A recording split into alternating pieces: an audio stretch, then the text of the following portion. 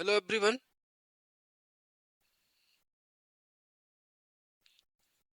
good afternoon.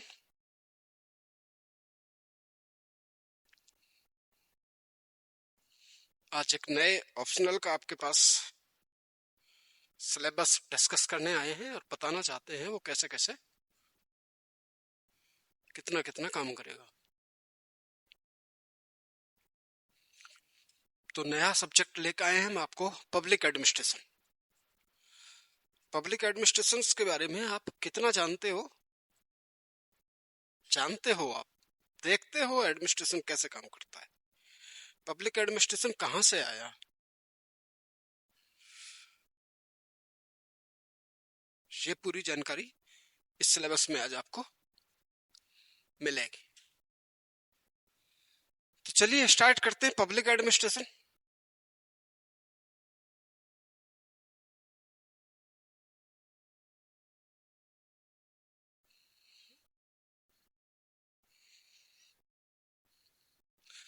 इसके लिए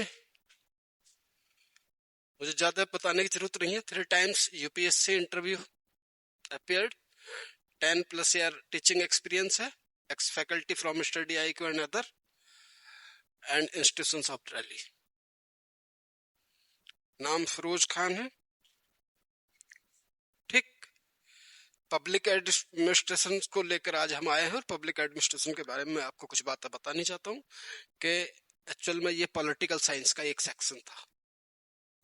सवाल ये था कि पॉलिटिकल साइंस पॉलिसी बनाएगी या पॉलिसी को इम्प्लीमेंटेशन भी देगी।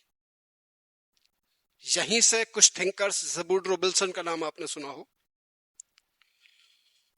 उन्होंने कहा कि ये दोनों चीजें अलग अलग है। क्या? पॉलिसी बनाना एक पार्लियामेंट का काम है और पॉलिसी को इम्प्लीमेंटेशन देना एडमिनिस्ट्रेशन का काम है। यहीं से इस पर बहस स्टार्ट हो गई और ये बहस लास्ट में आकर इसने एक पब्लिक एडमिनिस्ट्रेशन को जन्म दिया। और पब्लिक एडमिनिस्ट्रेशन एक ऐसा सब्जेक्ट है जो आदमी की जन्म से कब्र तक साथ देता है। जन्म हुआ, प्रेग्नेंट लेडी का टीकाकरण हुआ, किसका काम है? प्रशासन का। फिर बच्चे का जन्म हुआ, उसका बर्थ सर्टिफिकेट किसने बनाया? एडमिनिस्ट्रेशन। स्कूल गया, एडमिनिस्ट्रेशन।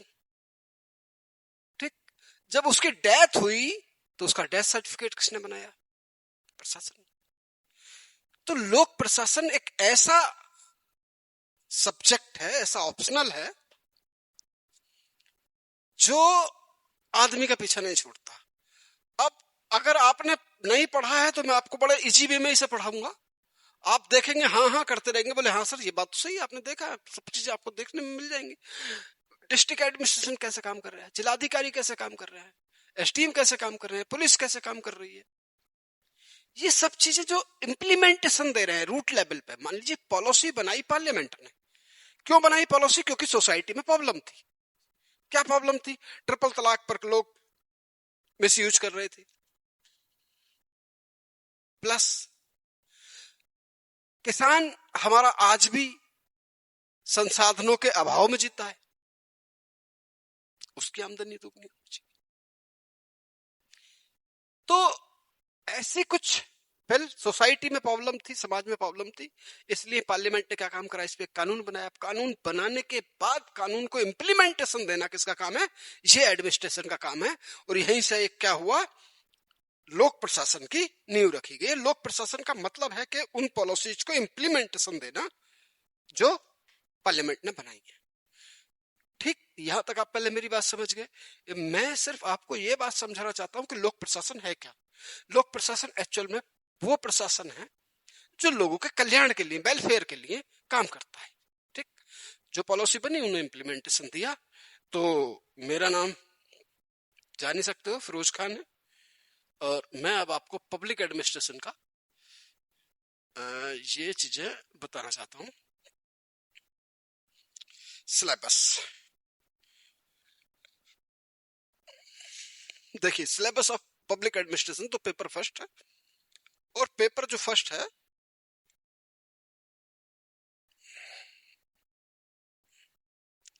वो ये कहता है कि एडमिनिस्ट्रेशन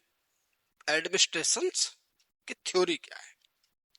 यहां भी बहुत सारे थिंकर है देखिए, लेकिन हमें बहुत सारे थिंकर उसका मतलब नहीं है, हमें टोटल थीम समझनी है पब्लिक एडमिनिस्ट्रेशन की। उसके आधार पर हम जो इंपोर्टेंट थिंकर्स हैं उन्हें पढ़ेंगे, बाकी पढ़ रहे तो सारे ही हैं। ठीक, तो एडमिनिस्ट्रेशन थ्योरी, तो एडमिनिस्ट्रेशन थ्योरी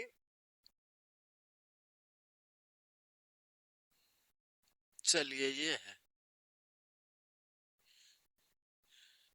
इंट्रोडक्शन। पहला क्या है, मीनिंग क्या है इसकी,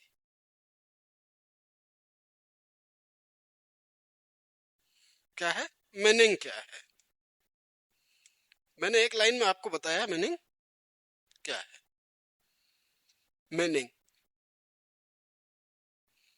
जन्म से कब्र तक लोगों के कल्याण के लिए काम करने वाले एडमिनिस्ट्रेशन को एडमिनिस्ट्रेशन कहते हैं, पब्लिक एडमिनिस्ट्रेशन कहते हैं।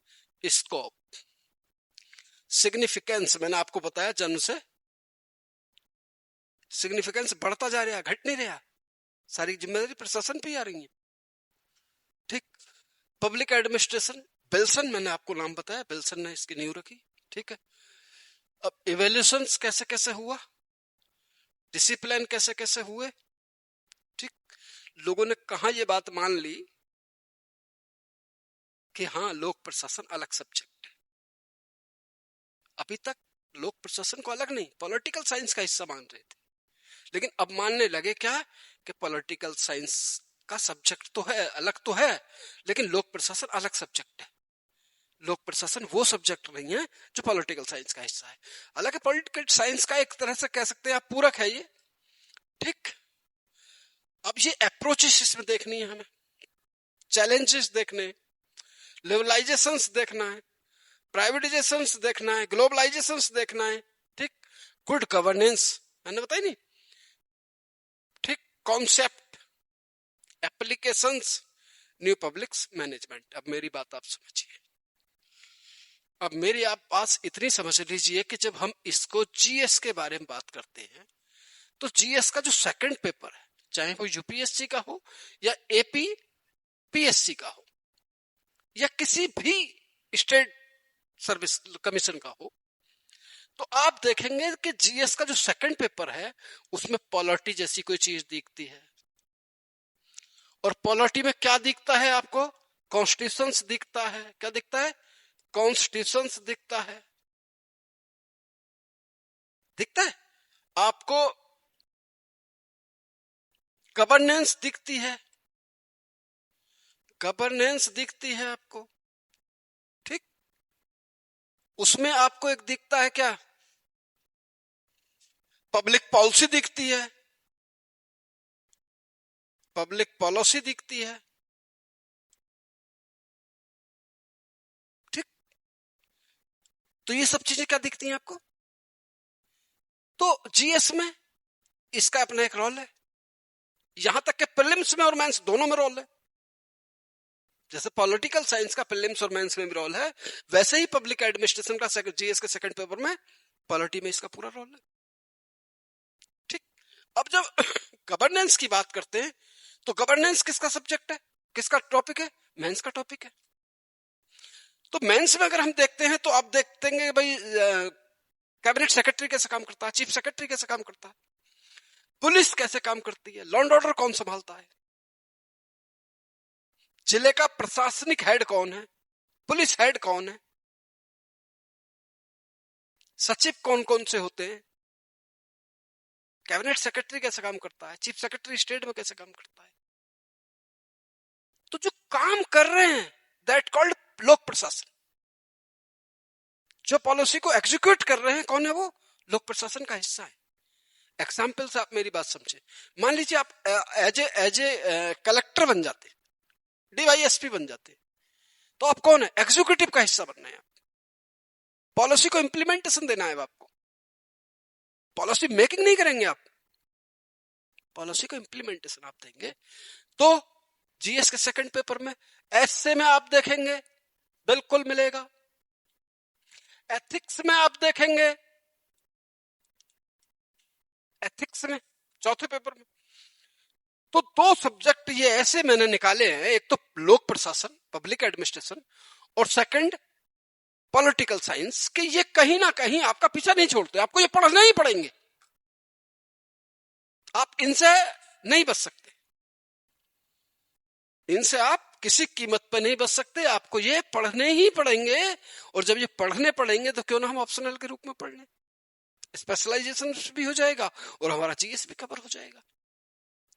ठीक, प्रशासन कैसा होगा ये हम पहले से सीख जाएंगे, ट्रेनिंग में जाने के बाद बहुत चीजें हमें सिखाई जाएंगी, वो नहीं सिखाई जाएंगी। क्या मैं अपनी बात समझा पा रहा हूं? क्यों भी दोस्तों, मैं अपनी बात समझा पा रहा हूं? तो देखिए, जीएस में इसका पूरा वेटेज है, ठीक, एसए में है, एथिक्स में है, नैतिक भी तो होना चाहिए प्रशासन को। क्यों भाई, प्रशासन को नैतिक भी तो होना चाहिए, अच्छा क्या है बुरा क्या है उसे ये समझ भी तो होनी चाहिए। तो ये क्या है कि ये एक पब्लिक एडमिनिस्ट्रेशन ना के एक ऑप्शनल के रूप में काम करता है सिविल सर्वेंट के, उसके ये जीएस में भी पूरा काम करता है, एसए में भी पूरा काम करता है और एथिक्स के बारे में भी ये जानकारी देता है। इसलिए लोक प्रशासन का होना आपके लिए जरूरी है। पढ़ना वैसे पड़ेगा तो क्यों ना ऑप्शनल के रूप में पढ़ लिया जाए। तो क्या मैं अपनी बात समझा पा रहा हूं? बिल्कुल यार, कोशिश तो मेरी यही है, बाकी आप समझदार हैं।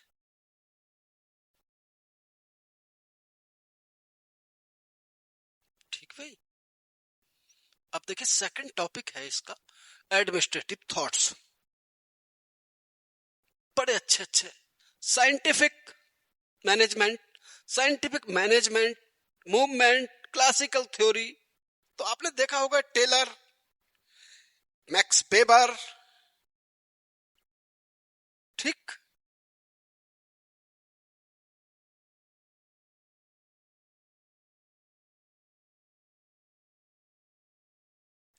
टेलर ने क्या कही है, साइंटिफिक मैनेजमेंट क्या होता है, कैसे मैनेज किया जाए प्रशासन को, तो टेलर ने अपनी बात बताई। क्लासिकल मेयो अपनी बात बता रहे हैं कि आदमी क्या है, पैसे के पीछे भागता है, काम करवाओ पैसे दो, ठीक। बेबर ब्यूरोक्रेसी की बात करता है कि ब्यूरोक्रेसी में क्या होता है, नौकरशाही किसे कह रहे हैं हम लोग, ठीक। Administrative Mary Parker Follett, human relation, Elton Mayo and other, function of the executives, Bernard क्या कह रहे हैं, साइमन डिसीजन मेकिंग कैसे करा जाए, डिसीजन कैसे लिए जाए, साइमन अपने इस बारे में बताते हैं, ठीक। मैकग्रेगर अपने बारे में बताए, अगर इस अपने बारे में अपनी बात बताई है। तो इन लोगों ने प्रशासन को कैसे चलाया जाए, प्रशासन को कैसे चलाया जाए, कैसे मैनेज किया जाए, ये सब अपने अपने थिंकर्स हैं, इन्होंने अपनी अपनी थ्योरी दी है, हमें थोड़ी थोड़ी समझनी है, बात समझ में आ जाएगी। टेलर ने कैसा करा, मेयो ने कैसे करा, ठीक है। वेबर क्या कहते हैं ब्यूरोक्रेसी के बारे में, बोले ये तो बड़ी खतरनाक चीज है, लाल फीता सही रखती है, नेपोटिज्म करती है, ठीक। ये सब बातें इन्होंने बताई, मैकग्रेगर ने अपनी बताई, ठीक। मेरे कहने का मतलब ये है कि पब्लिक एडमिनिस्ट्रेशन में जो ये सेक्शन है, सेकंड पार्ट है इसका, सॉरी फर्स्ट पेपर का सेकंड टॉपिक है जिसमें ये इतनी चीजें आती हैं, ये बड़ा इंटरेस्टिंग है और हर आदमी ने अपने आप को एक तरीके से पेश किया है, उसको क्रिटिसाइज भी किया गया है, लोगों ने आलोचनाएं भी की है कि नहीं ये बात गलत है, बिल्कुल ऐसा नहीं हो सकता, वैसा नहीं हो सकता, ठीक।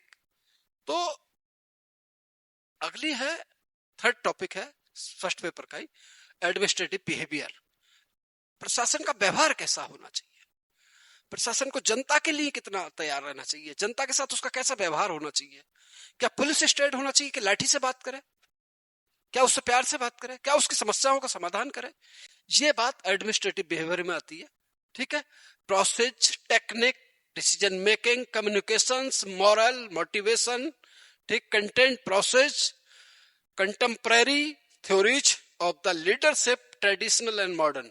आप मेरी बात समझ रहे होंगे कि ये बात बताई जाएगी कि प्रशासन को जनता के साथ कैसे आना चाहिए, जनता के साथ उसे कैसा व्यवहार करना चाहिए, क्या उसे लाठी डंडे से बात करी जाए, उसे प्यार से बात करी जाए, कौन सी टेक्निक की यूज करी जाए, कैसा कम्युनिकेशन उसके साथ किया जाए, ठीक है, मॉरलिटी क्या होनी, मॉरल क्या होना चाहिए, मोटिवेशंस क्या होनी चाहिए, ये थर्ड पॉइंट में यानी कि फर्स्ट पेपर के तीसरे टॉपिक में ये बात बताई गई है कि आप कैसा कैसा कोई काम करेंगे।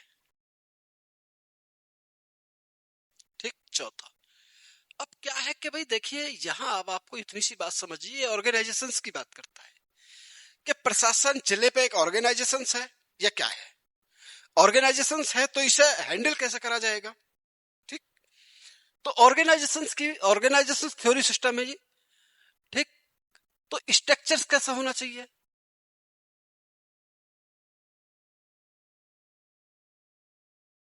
Ministries, department, corporation, companies, board, कैसे कैसे मैनेज करेंगे, कैसे कैसे काम करेंगे ये लोग। ठीक, हेडक्वार्टर, फील्ड रिलेशनशिप, आपने सुना होगा लाइन स्टाफ, लाइन कौन है, स्टाफ कौन है। ठीक, तो ये सब चीजें इसमें बताई गई हैं कि कैसे कैसे प्रशासन को ऑर्गेनाइज किया जाएगा, वो कैसे वो काम करेगा। अब देखिए इसका पांचवा टॉपिक है, ये बड़ा इंपॉर्टेंट टॉपिक है। ठीक है, इससे कहीं ना कहीं आपको एथिक्स में भी क्वेश्चन पूछते हैं, इसमें गवर्नेंस में भी क्वेश्चन पूछा जाता है। ठीक, और पब्लिक एडमिनिस्ट्रेशन में तो पूछा ही जाता है। वो कहता है कि अकाउंटेबिलिटी क्या है, कंट्रोल, कॉन्सेप्ट ऑफ अकाउंटेबिलिटी क्या है, and control legislative, executive and judiciary control. अगर आपने थोड़ी बहुत पॉलिटी से रूबरू हो और आप जानते हो तो ये कुछ बातें मैं बताने वाला हूं अभी आपको।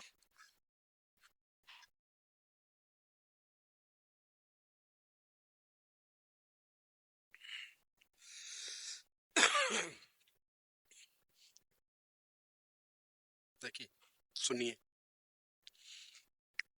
मेरी बात ध्यान से सुनिएगा प्लीज।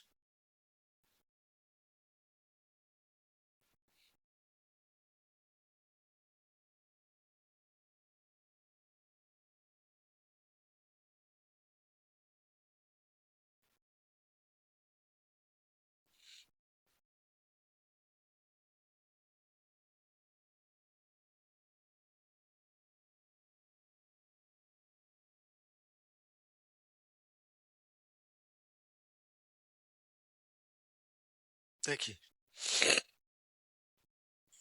अकाउंटेबिलिटी का मतलब होता है जवाबदेही, किसकी, किसके लिए। ठीक, अकाउंटेबिलिटी किसके लिए, control and concept of the accountability. क्या आपने एक बात देखी है कि मैंने अभी आपको बता रहा हूं कि इंडियन कॉन्स्टिट्यूशन को जब हम पढ़ते हैं तो आपको एक तो मिलता है एग्जीक्यूटिव्स, एग्जीक्यूटिव्स मिलता है, एक ये मिल जाता है लेजिस्लेटिव, क्या मिल जाता है बेटा, लेजिस्लेटिव, और ये तीसरा मिलता है जुडिशरी, जुडिशरी। आपको ये पता, तीन पिलर पर डेमोक्रेसी इंडिया की काम करती है, लगभग सभी देशों की काम करती है। ठीक, तो लेजिस्लेटिव में कौन बैठी है, पार्लियामेंट बैठी है। कौन है ये लोग, पार्लियामेंट के लोग हैं। किसके लोग हैं भाई, पार्लियामेंट के लोग हैं। पार्लियामेंट के लोग कहां से आ रहे हैं, जनता से सीधे चुन के आ रहे हैं, तो जनता के बीच से आ रहे हैं, इसका मतलब जनता की प्रॉब्लम को जानते हैं। और जब वो जनता की प्रॉब्लम को जानते हैं तो जनता की प्रॉब्लम्स सॉर्ट आउट करने की जिम्मेदारी उनकी बनती है, क्योंकि लोगों से वो वायदे करके आते हैं कि भाई साहब आप हमें वोट दे तो हम ये काम करवा देंगे। Done, done. अब इन लोगों ने जो वायदे किए लोगों से, इनकी सरकार बनी, इन्होंने लेजिस्लेटिव पार्लियामेंट में गए और इन्होंने बिल पास करने शुरू कर दिए। कैसे बिल, किसानों की आमदनी दुगना करना, करना। ठीक, अब जब इन्होंने ये बिल पास कर दिया, ट्रिपल तलाक पे बिल बन गया, तो अब जब ये बिल पास हो गए तो ये कानून बन गए, और जब ये कानून बन गए तो जिम्मेदारी किसकी हो गई, एग्जीक्यूटिव की। क्या करना, इसे अब इंप्लीमेंटेशन देना रूट लेवल पे। अब अगर मान लीजिए कोई ऐसा उल्टा सीधा कानून बन जाए जो वायलेंस ऑफ कॉन्स्टिट्यूशन करता हो, संविधान का उल्लंघन करता हो, तो क्या करें, चलने दे, तो फिर संविधान का क्या करेंगे हम? संविधान का वायलेंस होता रहेगा तो हम संविधान क्या करेंगे? तब हमारे पास एक तीसरा पिलर है, जुडिशरी। जुडिशरी का काम क्या है? वो इस कानून को चेक करेगी। क्या करेगी?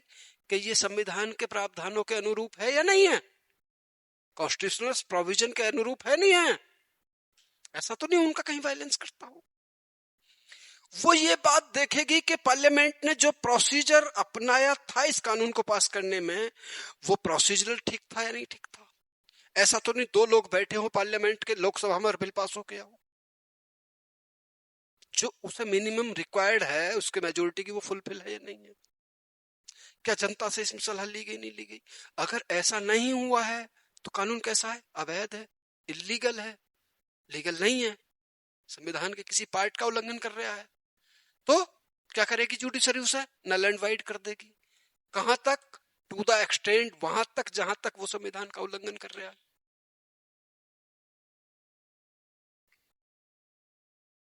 बात समझ में आ गई? तो क्या है कि ये अकाउंटेबिलिटी बैठाती नहीं बैठाती कि लेजिस्लेटिव अकाउंटेबिलिटी किसके लिए? जनता के लिए। अगर ये प्रॉब्लम लेके गए, कानून नहीं बनाया, तो दोबारा वोट नहीं मांगेंगे, मांगेंगे तो सरकार नहीं बनेगी, क्योंकि तो आपने पिछले काम करे नहीं, तो अब क्या मतलब है आपको वोट देने का? इसने ये कानून बनाया, इसने इसे लागू नहीं करा, एग्जीक्यूटिव ने इंप्लीमेंटेशन नहीं दिया, तो कानून का कोई मतलब नहीं बनने का। भाई आज भी अगर कोई मोमडन पुरुष अगर अपनी लेडी को ट्रिपल तलाक दे रहा है, तो फिर ये सोचने वाली बात तो है ही, ये विचार करने वाली बात तो है कि फिर कानून का मतलब क्या रह गया। तो इसकी अकाउंटेबिलिटी इसके लिए है, और इन दोनों की अकाउंटेबिलिटी इसके लिए है। ये इसके जजों को अपॉइंट करना तो कौन करेगा? पार्लियामेंट करेगी। कौन करेगा भाई? पार्लियामेंट करेगी। आप मेरी बात समझिए कि ये क्या है कि एक दूसरे पर कंट्रोल किए हुए, और एक दूसरे के प्रति क्या है? अकाउंटेबिलिटी है, उनके पास जवाबदेही है। तो यही बात कह रही है अकाउंटेबिलिटी किसके लिए? जुडिशरी, लेजिस्लेटिव और एग्जीक्यूटिव के लिए। अब सिटीजन और एडमिनिस्ट्रेशन के बीच में क्या रिलेशन है? क्या अगर कोई प्रॉब्लम लेकर कोई किसान या कोई गांव के दूर दराज का आदमी अगर आपके ऑफिस में आता है और आपसे कहता है कि सर मुझे ये प्रॉब्लम है, तो क्या आपकी जिम्मेदारी नहीं बनती उसके लिए कुछ? क्योंकि आपको बैठा है तो उसके लिए था। तो क्या है, सिटीजन और एडमिनिस्ट्रेशन के कैसे रिलेशन होने चाहिए, कैसे कम्युनिकेशन होना चाहिए, क्या अकाउंटेबिलिटी फिक्स होनी चाहिए, नहीं होनी चाहिए, उस अफसर की होनी चाहिए। Role of the media, media का रोल क्या है इस मामले में? Interest group, voluntary organisations, civil society, citizen charter, right to information, social audit. क्या मैं अपनी बात समझा पाया हूं? आप मेरी बात समझ गए हैं पूरी तरीके से कि मैं जो कहना चाहता हूं आप उस बात को समझिए कि ये 5वां सेक्शन है फर्स्ट पेपर का। किसका? पब्लिक एडमिनिस्ट्रेशन का। और ये बहुत बड़ा नहीं है, चीजें समझने वाली है, जो आप आए दिन देखते रहते हो। समझे? तो चलिए आगे देखते। 6 टॉपिक है इसका।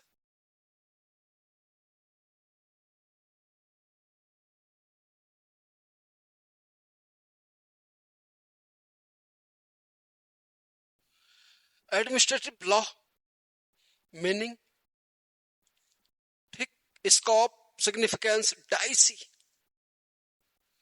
Dicey administration. डाइसी कौन है? जिन्होंने रूल ऑफ लॉ दिया। क्या दिया इन्होंने? रूल ऑफ लॉ दिया। रूल ऑफ लॉ में इन्होंने क्या बताया? क्या दिया इन्होंने? Rule of law. कि कोई भी सरकार हो, क्या होनी चाहिए? रूल ऑफ लॉ से चलनी चाहिए। किसी के पर्सनल कानून लागू ना हो, किसी को कोई प्रिविलेज ना दिया जाए, ठीक, व्यक्तिगत मामले बिल्कुल खत्म होने चाहिए, पर्सनल मामले पर्सनल होने चाहिए, सबके पास राइट होना चाहिए, और सब चीजों के ऊपर एक क्या होनी चाहिए? जुडिशरी होनी चाहिए, यानी कि कानून की रखवाली करने वाला कोई इंस्टीट्यूशन होना चाहिए, जिसे कहते हैं जुडिशरी, जो इस बात को चेक करे कि ऐसा तो नहीं कहीं न किसी ने किसी का कहीं वायलेंस किया हो, तो ऐसी कोई चीजें नहीं आए, ये डाइसी ने कही थी रूल ऑफ लॉ में। तो कहा भाई delegated law, legislative administrative tribunals, आपने देखा ना कैट, सेंट्रल एडमिनिस्ट्रेटिव ट्रिब्यूनल्स, सुने ना, ये क्या है? ये ट्रिब्यूनल्स वो हैं जो किसी मुद्दे पर किसी काम के लिए बनाए जाते हैं और इनसे सीधी अपील हाई कोर्ट होती है। कहां होती है? हाई कोर्ट होती है। हाई कोर्ट से कहां होती है? सुप्रीम कोर्ट होती है। ऐसे लोगों को क्या कहा गया है? ट्रिब्यूनल्स कहा गया है। कई बार पूछे गए हैं, जैसे एनजीटी है, कैट है, ठीक। इनके प्रोविजन लिए आर्टिकल 323 ए है और 323 बी है, जो 1985 में जोड़े गए थे, ठीक। वो एक इंफॉर्मेशन है, कैट जब पढ़ाएंगे तो ट्रिब्यूनल्स पढ़ाएंगे तो आपको बताया जाएंगे ये किस काम में आते हैं, ये कौन सी ऐसी चीज है जो आपको फायदे का सौदा है। चलिए भी एक और है, ये 7वां टॉपिक है फर्स्ट पेपर का ही।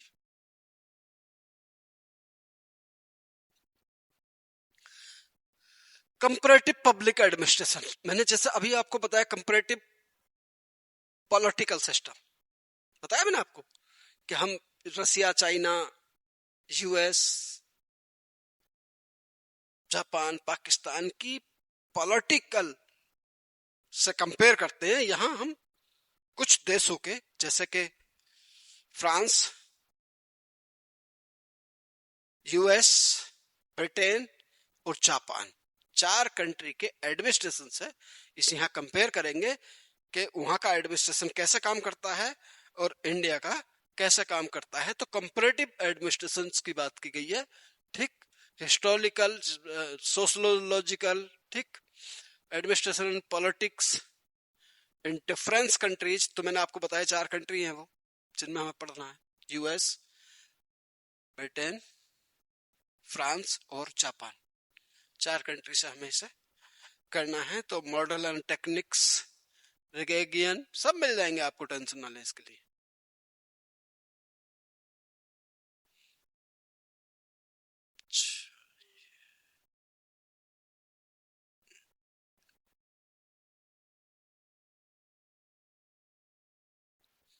अब क्या है development? Dynamic concept of the development, changing profile of the development administration. ये डेवलपमेंट एडमिनिस्ट्रेशन की बात करता है कि एडमिनिस्ट्रेशन में कितने डेवलपमेंट हो गए हैं, कितने और होने बाकी हैं, और क्या क्या चीजों को अपनाया जाए जिससे ये अपना विकास करता रहे, ठीक। Bureaucracy, strong state versus market debate, impact of liberalizations, administration in developing country, women and development, self help group movement, कैसे कैसे सेल्फ हेल्प ग्रुप काम करते हैं, और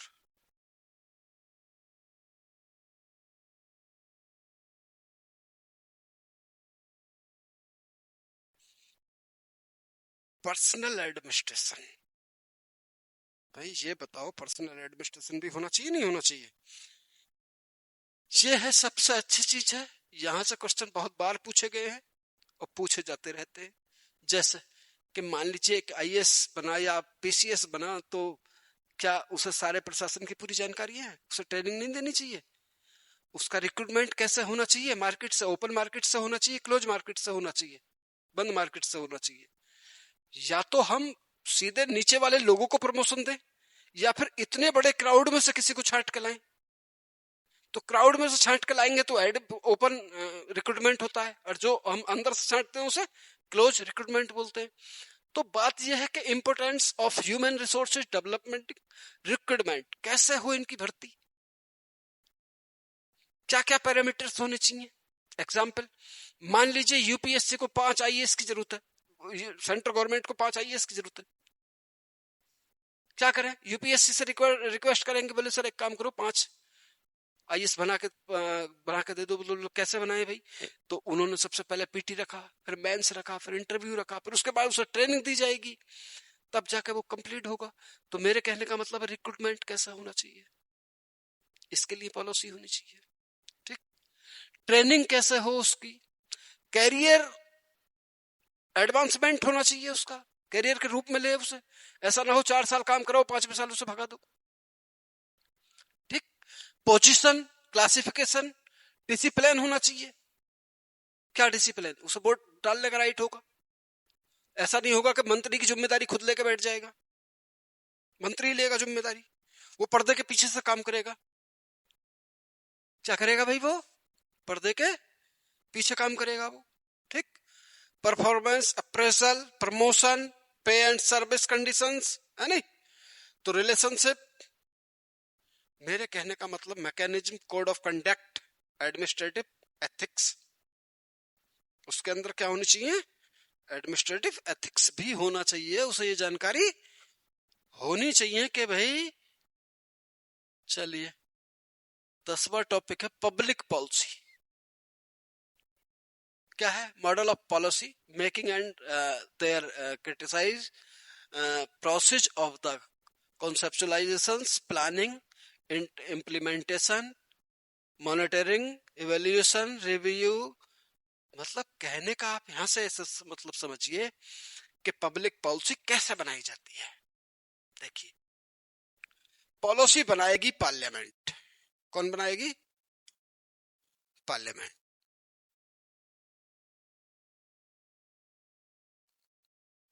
कौन बनाएगी भाई?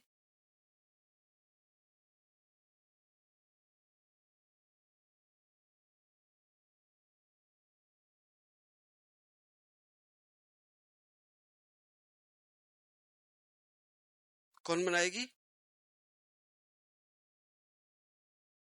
पार्लियामेंट। पार्लियामेंट में कौन लोग बैठे हैं? एक एलएस है, एक आरएस है। ये लोकसभा है और ये राज्यसभा है। ठीक, लोकसभा लोगों की सभा है, सीधे जनता से चुनकर चले गए। ठीक, ये स्टेट को रिप्रेजेंट करता है। पॉलिसी बनाने में दोनों की जिम्मेदारी है। पॉलिसी कैसे बनी? मान लीजिए ये एक एमपी है, मेंबर ऑफ पार्लियामेंट। इसने कहा कि हमारे एरिया के इतने लोगों को ये प्रॉब्लम है, स्कूल नहीं है, कॉलेज नहीं है, ठीक है, हॉस्पिटल नहीं है, सड़कें नहीं है, लाइट नहीं है, हमारे यहाँ बन जानी चाहिए। ये प्रॉब्लम किसी पर्टिकुलर एरिया की है। ठीक है जी, ये वहां लेके पार्लियामेंट में पहुंचेंगे, पार्लियामेंट में समस्याएं रखी जाएंगी, उसके बाद बिल पास होकर कानून बन जाएगा। तो पब्लिक पॉलिसी बनाने की जिम्मेदारी किसकी है? ये पार्लियामेंट की जिम्मेदारी है, पार्लियामेंट के लोगों की जिम्मेदारी है। ठीक, क्या होगा? बन जाएगी तो इम्प्लीमेंटेशन देंगे, that called public policy. Public policy उसे कहते हैं जो पब्लिक के कल्याण के लिए, वेलफेयर के लिए जो कानून बनाए जाते हैं, उसे क्या कहते हैं? पब्लिक पॉलिसी कहते हैं। तो कैसे बनती है? ऐसे बनती है, बहुत सारे स्टेज है, जब केस स्टडी पढ़ेंगे तो बताएंगे हम इसमें क्या है। ठीक है, तो इम्प्लीमेंटेशन कैसे होगा, ठीक है, रिव्यू कैसे होंगे, लिमिटेशंस क्या है, स्टेट थ्योरी क्या है, ये वगैरह वगैरह की चीजें कहाँ मिलेंगी आपको? पब्लिक पॉलिसी में मिलेंगी। और पब्लिक पॉलिसी आपको, ये 11वां मॉडल है, 11वां टॉपिक है, और वो ये बात कह रहा है कि भाई technique of administrative improvement, organisations, method, work study and work management, e governance, ठीक, इंफॉर्मेशन टेक्नोलॉजी मैनेजमेंट, ये सारे टूल्स हैं जो कैसे कैसे काम इसमें करेंगे। अब देखिए फाइनेंशियल एडमिनिस्ट्रेशन, ये भी इंपॉर्टेंट है। Mandatory and fiscal policy, public warring, sand, public debate, budget वगैरह वगैरह, जितने भी बजट है वो इसमें आपको पढ़ने हैं। अब आया सेकंड पेपर भाई, देखो ये तो 10-11 टॉपिक तो फर्स्ट पेपर में है और उतने ही टॉपिक सेकंड पेपर में है। ठीक,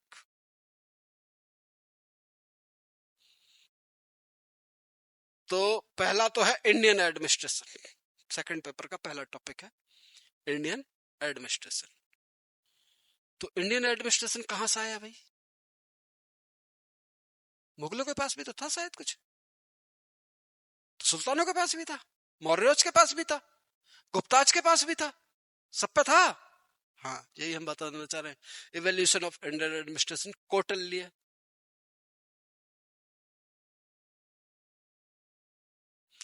अर्थशास्त्र में क्या बताया? मुगल एडमिनिस्ट्रेशन कैसे काम करा, legacy of British rule in politics में क्या रहा, administrative, public service, revenue administration, district administration, local self government कैसे कैसे काम कर रही है भाई, पंचायती राज कैसे काम कर रहा है। ठीक। अर्थशास्त्र क्या बता रहा था कौटिल्य का अर्थशास्त्र, मुगलों का एडमिनिस्ट्रेशन में कैसे हो रहा था, जिले पे काम कैसे हो रहा था, सरकार कैसे काम कर रही थी। ठीक। रेवेन्यू कैसे इकट्ठा करते थे हम लोग। ठीक। पंचायती राज कैसे, लोकल सेल्फ गवर्नमेंट कैसे काम कर रही है, डिस्ट्रिक्ट एडमिनिस्ट्रेशन कैसे काम करता है, डीएम साहब कैसे काम करते हैं, उससे नीचे कौन कौन होते हैं, सबसे नीचे कौन होता है, कौन किसके लिए जिम्मेदार होता है। तो ये बताया गया किसमें, इवोल्यूशंस में इंडियन एडमिनिस्ट्रेशन के। philosophy and constitutional framework of the government, silent feature and value, political culture, bureaucracy and democracy, bureaucracy and development। ठीक। ये अप्लाइड पार्ट है। Public sector undertaking, public sector in modern India. ठीक। ये LPG आ गया सीधा। Union government में देखिए बड़ी इंपॉर्टेंट चीजें हैं जो आपको पॉलिटी में भी पढ़नी है और यहाँ भी पढ़नी है, पॉलिटिकल साइंस में भी पढ़नी है, पीछा आपका कटेगा नहीं।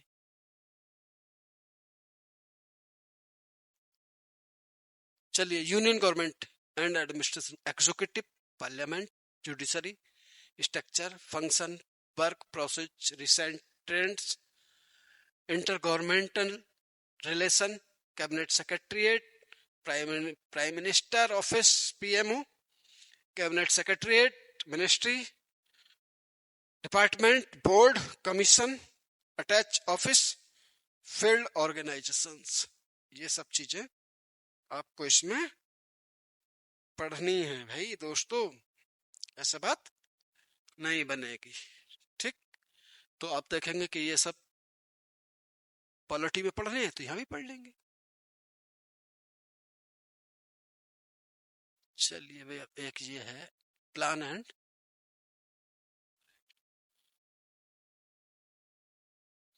Priorities, machinery of the planning, role, composition. ठीक। National development counselling, indicative planning process, plan formation, union and state level constitutions amendment, decentralisation, centralisation. ठीक। इसमें ज्यादा टेंशन वाली। स्टेट गवर्नमेंट में आ जाएंगे तो स्टेट गवर्नमेंट में क्या है, state government and administration, union state administration, legislative and financial relation, role of the finance commission, governor, chief minister, council of minister, chief secretary, state secretary, directorate. ठीक। ये सारी चीजें आपको पढ़नी है भाई। डिस्ट्रिक्ट एडमिनिस्ट्रेशन में आप गए, यानी independence changing role of the collector, union state local relations. ठीक। तो ये सब चीजें उसमें देखनी है। सिविल सर्विस, कॉन्स्टिट्यूशनल पोजीशन क्या है सिविल सर्विस की, है नहीं, आपने देखा होगा आर्टिकल 310, 11, 12।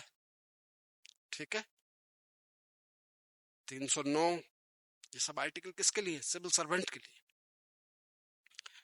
आर्टिकल 311 तो बहुत कुछ कहता है। आर्टिकल 311 तो ये बात कहता है कि इन्हें अपॉइंट करने से नीचे का कोई अफसर इन्हें हटाएगा नहीं, और अपॉइंट करा सीधा प्रेसिडेंट ने, और प्रेसिडेंट से नीचे कोई इन्हें हटा नहीं पाएगा।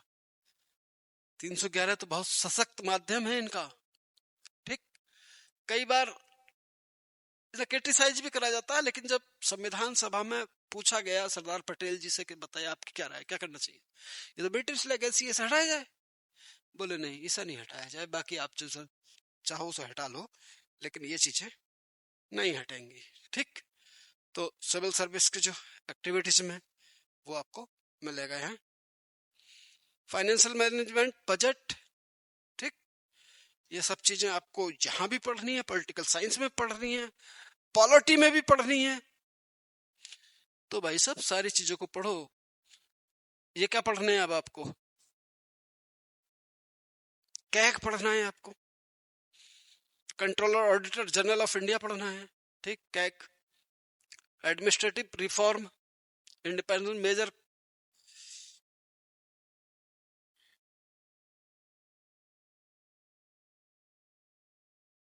ठीक। Human resources problem of the implementation, तो वो इतना बड़ा टेंशन नहीं है। Rural development institutions agencies, independence rural development programme, Panchayati Raj, ठीक। डिसेंट्रलाइजेशंस,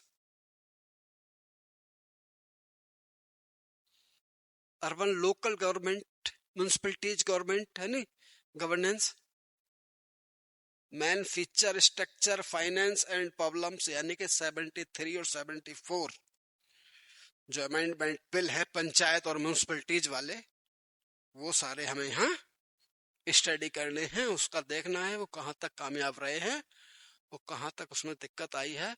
law and order,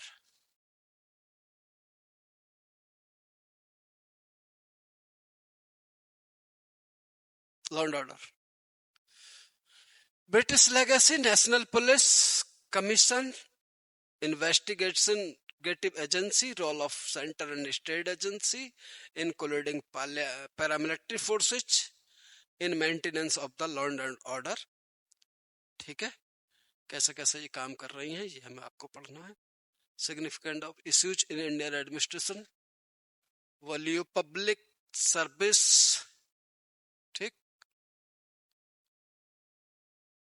disaster management, corruption, interface, ये सब चीजें क्या करनी है बेटा हमें आपको?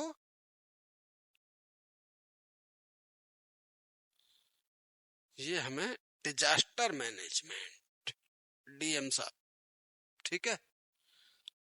और जी human right, national human right commission, ठीक। प्रॉब्लम कॉलिशन, सिटीजन एडमिनिस्ट्रेशन, ठीक। और ये करप्शन, ये ऐसी चीजें हैं जो हमें पढ़नी है।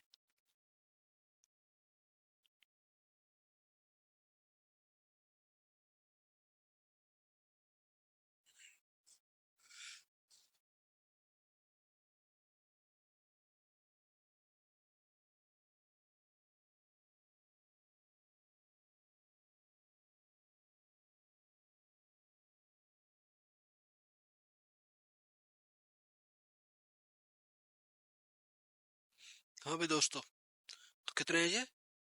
14-15 टॉपिक है। तो आप अगर कंपेयर करके देखेंगे तो पब्लिक एडमिनिस्ट्रेशन पॉलिटिकल साइंस का हिस्सा है, उससे ही अलग हुआ है, ठीक। और उसका जो सिलेबस है वो ये है, आज वो एक सब्जेक्ट के रूप में अपनी पहचान बना चुका है। इसलिए अभी तक कोई अगर प्रॉब्लम आपको आई हो इसमें, किसी को टॉपिक को समझने में या सिलेबस समझने में, तो आप मुझे कमेंट में बताइएगा प्लीज। ये इतना सिलेबस है जो हमें आपको लगभग 7 से 8 महीने में पढ़ना है, इससे कम में नहीं पढ़ पाएंगे, ठीक है। 7 से 8 महीने लगेंगे। मैं आपको पहले ये बात बोल रहा हूँ कि कम से कम 1 साल आप कंटिन्यूसली क्लासरूम में बैठ के हमारे साथ पढ़ लीजिए, अगले साल रिजल्ट आ जाएगा, ये हमारी गारंटी है। क्योंकि यहां भटकना नहीं है आपको, इसलिए भटकने वाले मंजिल तक नहीं पहुंचते। यानी वो किसी शायर ने कहा है कि मिल जाएगी मंजिल देर से ही भले, गुमराह तो वो लोग हैं जो घर से ही नहीं निकले, ठीक। तो आप आइए और मिलिए, फिर हम बात करते हैं आपसे। Thank you so much.